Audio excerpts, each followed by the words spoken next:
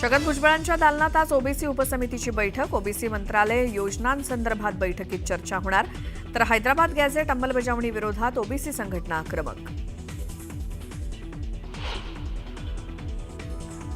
वंजारी आणि बंजारा एकच. बंजारा समाजाच्या मोर्चात धनंजय मुंडेंचं वक्तव्य. मुंडेंविरोधात बंजारा समाजाची घोषणाबाजी. शब्द मागे घेण्याची मागणी.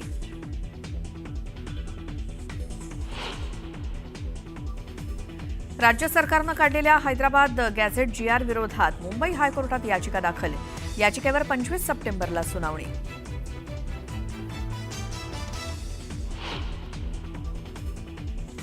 शेतकऱ्यांवरती संकट. मार्ग काढण्याची सरकारची जबाबदारी. नेपाळकडे पाहून देवाभाऊ सरकारनं धडा घ्यावा. नाशिकमधल्या आक्रोश मोर्चातनं शरद पवार कडाडले. तर भाजपचा पवारांवरती पलटवार.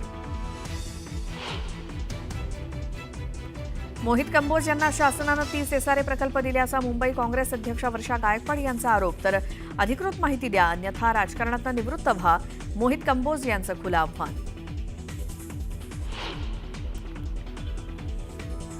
प्रत्येक वार्डामध्ये एक असा ऑफिशियली नवीन कबूतरखाना आपण उभा करू. मुंबईतल्या वॉर्डात कबूतरखाना उभारला जावा अशी मंत्री मंगल प्रभात लोढांची इच्छा. तर विरोधकांची लोढांवर टीका.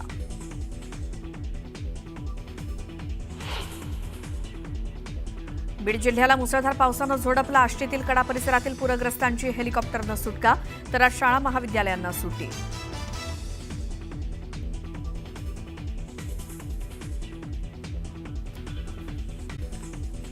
आता या बुलेटिनमध्ये बघूयात सकाळच्या 100 बातम्या. 18 सप्टेंबर रोजी पार पडणाऱ्या गोलमेज परिषदेचे मनोज जरांगे यांना निमंत्रण देण्यात आले. मनोज जरांगे मराठा समाजाचं भवितव्य ठरवू शकत नाहीत. समाज कोणाच्या लावणीला बांधला जाऊ शकत नाही. इतर संघटनेचे अध्यक्ष समन्वयकांप्रमाणे जरांगे पाटलांना बोलावलेलं आहे. जगन्नाथाचा रथ ओढण्यासाठी बोलावलंय, जगन्नाथ होण्यासाठी नाही असं म्हणत मराठा मोर्चा समन्वयक संजय लाखे पाटील यांनी जरांगेंना बैठकीला उपस्थित राहण्याचं आवाहन केलंय. राज्याचे जलसंपदा मंत्री राधाकृष्ण विखे पाटील यांनी पुन्हा शरद पवारांवरती निशाणा साधला. ज्यांनी मराठा आरक्षणाला 50 वर्ष विरोध केला त्यांनी आम्हाला सल्ले देण्याऐवजी प्रायश्चित्त करावं असा टोला विखे पाटलांनी लगावला. मुंबईच्या प्रत्येक वॉर्डात अधिकृत कबूतरखाना सुरू करू ज्यामुळे कुणालाही आक्षेप घेता येणार नाही असं वक्तव्य मंत्री मंगल प्रभात लोढांनी केलं. लोढांच्या या वक्तव्यानं मात्र वाद होण्याची शक्यता आहे. बावळमध्ये राष्ट्रवादीला भाजपनं जोरदार धक्का दिला. राष्ट्रवादीच्या प्रमुख पदाधिकाऱ्यांनी भाजपात पक्षप्रवेश केला. मुंबईत भाजप प्रदेश कार्यालयात प्रदेशाध्यक्ष रवींद्र चव्हाण यांच्या उपस्थितीत हा पक्षप्रवेश झाला. सोलापुरात ओबीसी नेत्यांचा एल्गार बघायला मिळाला. मराठा आरक्षणाबाबतचा जीआर फाडून सरकारविरोधात निषेध करण्यात आला. मोहोळ तालुक्यातील पाटकुल गावात ओबीसी नेते आक्रमक झाले. यावेळी लक्ष्मण हाके देखील उपस्थित होते. बुलढाण्याच्या मलकापूरमध्ये प्रहार संघटनेनं लोटांगण आंदोलन केलं. यावेळी रस्त्यावरील खड्डे तातडीनं दुरुस्त करण्याची मागणी आंदोलकांनी केली आणि जोरदार घोषणाबाजी केली. बीडमधील बंजारा समाजाच्या जनआक्रोश मोर्चात बोलताना धनंजय मुंडेंनी वंजारी आणि बंजारा एकच आहेत असं विधान केलं.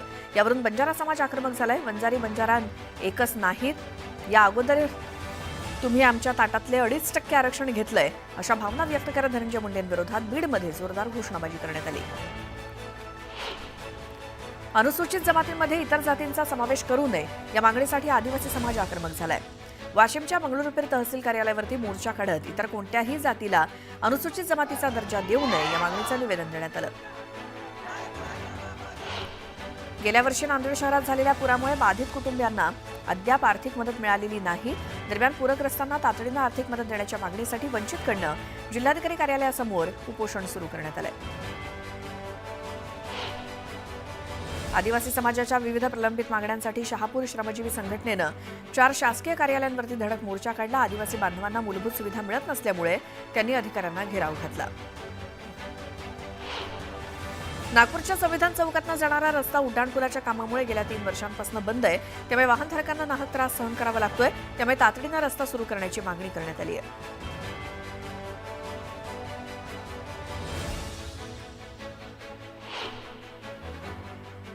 नेपाळमध्ये काय घडलं याच्या खोलात जात नाही. त्यातून देवाभाऊ शहाणपणाची भूमिका घेतील आणि शेतकरी प्रश्नावरती योग्य निर्णय घेतील असं सूचक विधान केलंय शरद पवार यांनी. नाशिकमध्ये काल शेतकऱ्यांच्या विविध प्रश्नांसंदर्भात शरद पवारांच्या राष्ट्रवादीकडून जनआक्रोश मोर्चा काढण्यात आला होता. यावेळी खुद्द शरद पवार देखील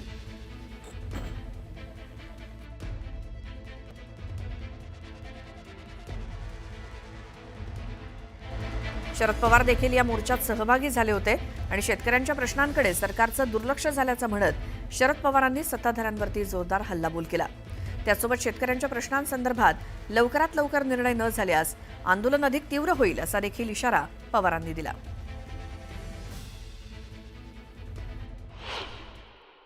शिवाजी महाराजांचा हा जेव्हा भाऊ घेतील असं आम्हाला वाटत होतं, पण ठिकठिकाणी मोठे मोठे होर्डिंग, मोठे मोठे पोस्टर, मोठे मोठे चित्र ही त्यांनी लावली शिवाजी महाराजांचं नाव घेऊन.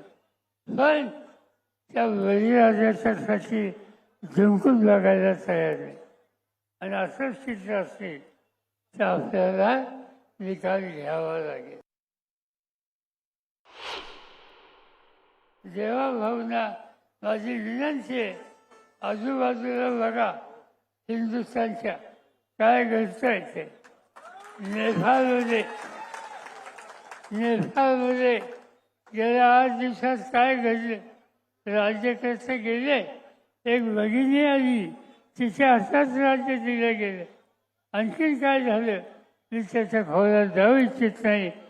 शहाणपणा हा शिकण्याचं काम देवाभाऊ आणि त्यांच्या सहकारी करतील अशाच प्रकारची अपेक्षा आज या ठिकाणी करतो.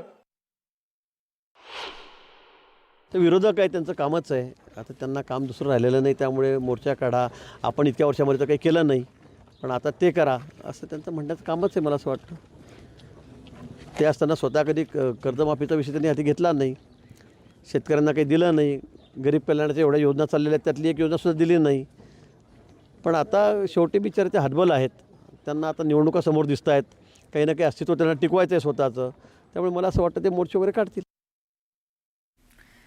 पुन्हा पाहूयात सकाळच्या 100 बातम्या. बीड जिल्ह्यात गेल्या 2 दिवसांपासून मुसळधार पाऊस कोसळतोय, त्यामुळे जिल्ह्यात पूरस्थिती निर्माण झाली आहे. सर्व शाळा महाविद्यालयांना सुट्टी जाहीर करण्यात आली. बीडचे जिल्हाधिकारी विवेक जॉन्सन यांनी सुट्टीबाबतचे आदेश जारी केले, तर हवामान विभागाकडून बीड जिल्ह्याला रेड अलर्ट जारी करण्यात आला आहे. बीड जिल्ह्यातील टाकळसिंग जवळच्या उंदीर गावातल्या नदीला पूर आलाय. दरम्यान पुराच्या पाण्यात अडकलेल्या 2 कुटुंबातील 8 जणांना सुखरूप बाहेर काढण्यात आलं.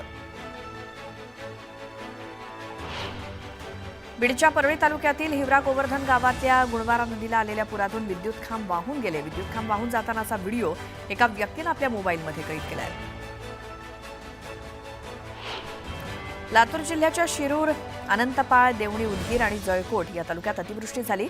पावसामुळे नदी नाले दुथडी भरून वाहत असून देवणीकडे जाणारा मार्ग बंद झालाय. वाशिम तालुक्यात ढगफुटी सदृश पाऊस झाल्यामुळे धुमका लघुसिंचन प्रकल्प ओव्हरफ्लो झालाय. धरणाच्या सांडव्यावरनं मोठ्या प्रमाणात पाणी वाहू लागल्यामुळे धुमका उकळी पेन हा रस्ता बंद झालाय. पुणे आणि सातारा जिल्ह्यात झालेल्या मुसळधार पावसामुळे उजनी धरणाच्या पाणी पातळीत वाढ झाली आहे. त्यामुळे उजनी धरणातनं 1,00,000 क्युसेक तर वीर धरणातनं 17,000 क्युसेक पाण्याचा विसर्ग सुरू असल्यामुळे पंढरपूरवर पुराची टांगती तलवार निर्माण झाली आहे. पंढरपूरच्या करमाळा तालुक्यात ढगफुटी सदृश पाऊस झाला. पावसामुळे कोर्टी गावात पाणीच पाणी झालं. तर अनेक घरांमध्ये पाणी आणि दुकानांमध्ये पाणी शिरलंय. करमाळा ते कोर्टी रस्त्यावरील पूल पाण्याखाली गेल्यामुळे वाहतूक देखील बंद झाली आहे. छत्रपती संभाजीनगरच्या सोयगाव तालुक्यात ढगफुटी सदृश पाऊस झाला. त्यामुळे नदी नाल्यांना पूर आलाय. पुरात पाणी शेतात शिरल्यामुळे पिकांचं मोठं नुकसान झालंय. नाशिकच्या येवला शहर परिसरात पावसानं धुमाकूळ घातला. पावसामुळे सखल भागात पाणी साचलं. त्यामुळे अनेक दुकानं आणि घरांमध्ये पाणी शिरल्यामुळे साहित्याचं मोठं नुकसान झालंय. बुलढाणा जिल्ह्यात सिंदखेड राजा तालुक्यात ढगफुटी सदृश पाऊस झाला. त्यामुळे पिकांचं मोठं नुकसान झाल्यामुळे शेतकरी चिंतेत सापडलाय. उमरज देशमुख 2 गावांना जोडणारा रस्ता त्यामुळे पाण्याखाली गेलाय. राज्यात पावसाचं थैमान सुरू असून मराठवाड्यासोबतच मध्य महाराष्ट्र आणि कोकणात काही ठिकाणी अतिवृष्टी झाली आहे. त्यामुळे पिकांचंही नुकसान झालंय. दरम्यान पुढचे 2 ते 3 दिवस राज्यात सर्वदूर मुसळधार ते अतिमुसळधार पावसाचा अंदाज हवामान विभागानं वर्तवलाय. रविवारपासून कोसळणाऱ्या पावसामुळे 4 जणांचा बळी गेला असून मराठवाड्याला सर्वाधिक फटका बसलाय. राज्यातील रखडलेल्या स्थानिक स्वराज्य संस्थांच्या निवडणुका घेण्यासाठी जानेवारी अखेरपर्यंत मुदतवाढ देण्याची मागणी करणारा अर्ज राज्य निवडणूक आयोगानं सर्वोच्च न्यायालयात सादर केला. त्यावरती आज सुनावणी होणार आहे. मुंबईसह ठाणे पालघर भागात पुढील 2 दिवस मेघगर्जनेसह पाऊस होणार आहे. राज्यभर मुसळधार पाऊस सुरू असून मुंबईसोबतच ठाणे पालघर जिल्ह्यांना हवामान विभागानं अतिवृष्टीचा इशारा दिलाय. नैऋत्य मोसमी वाऱ्यांच्या परतीची वाटचाल सुरू असतानाच मुंबईसोबतच संपूर्ण राज्यात पाऊस सक्रिय झालाय. मुंबई शहरातील 12 उपनगरीय रुग्णालयांमधील अतिदक्षता विभागासाठी मुंबई महानगरपालिकेकडून निविदा प्रक्रिया राबवण्यात येते. मात्र निविदा प्रक्रियेला 4 वेळा मुदतवाढ देऊनही कंत्राटदार मिळत नसल्यामुळे प्रशासनाची अडचण झाली आहे. सुंदर निसर्ग, विपुल जैवविविधतेसाठी ओळखण्यात येत असलेला महाबळेश्वर पाचगणी परिसर आता जागतिक नकाशावरती स्थान मिळवणार आहे. युनेस्कोच्या नैसर्गिक वारसा स्थळांच्या तात्पुरत्या यादीमध्ये महाबळेश्वर आणि पाचगणीनं स्थान मिळवलं असून या यादीत देशातील अन्य 6 ठिकाणांचा देखील समावेश झालेला आहे.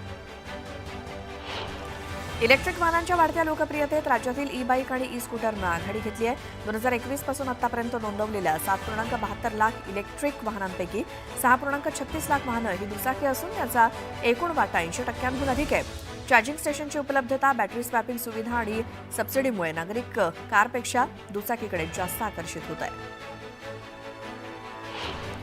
सलग पावसामुळे मुंबईच्या तापमानात घसरण झाली. कमाल तापमान 25.7 अंश नोंदवलं गेलं.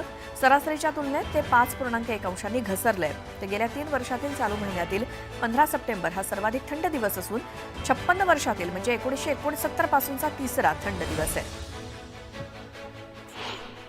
राज्यात इलेक्ट्रिक बाईक टॅक्सी सुरू करण्याचा मार्ग मोकळा झालाय. परिवहन विभागानं महाराष्ट्र बाईक टॅक्सी नियम 2025 अंतर्गत मंजुरी दिली आहे. पहिल्या 1.5 किलोमीटरसाठी 15 रुपये आणि त्यानंतरच्या प्रत्येक किलोमीटरसाठी 10.27 रुपये भाडं निश्चित करण्यात आलंय.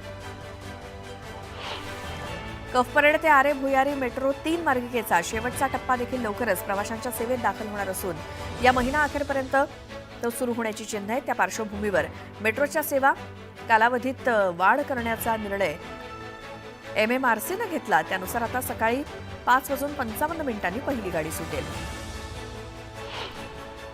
गेल्या वर्षभरात सोन्यानं देशांतर्गत शेअर बाजाराच्या तुलनेत उत्तम परतावा दिला असून सेन्सेक्सला सुद्धा मागे टाकले. जागतिक केंद्रीय बँका आणि महागाईपासून बचाव शोधणारे गुंतवणूकदार यांनी केलेल्या जोरदार खरेदीमुळे मागील वर्षात सोन्यानं 50.1% परतावा दिलाय. जळगावच्या जामनेरमध्ये एसटीत समावेश करण्यासाठी बंजारा समाजानं एल्गार मोर्चा काढला. हैदराबाद गॅझेटनुसार अनुसूचित जमातीमध्ये बंजारा समाजाचा समावेश करावा अशी मागणी आंदोलकांनी केली. मुंबई पुणे एक्सप्रेस वे आज दुपारी 2 ते 3 या वेळेत बंद असणार आहे. पनवेलच्या कोन ब्रिजजवळ भाजन आजिवली वाहिनीचं देखभालीचं काम सुरू असल्यामुळे हा निर्णय घेतला गेलाय.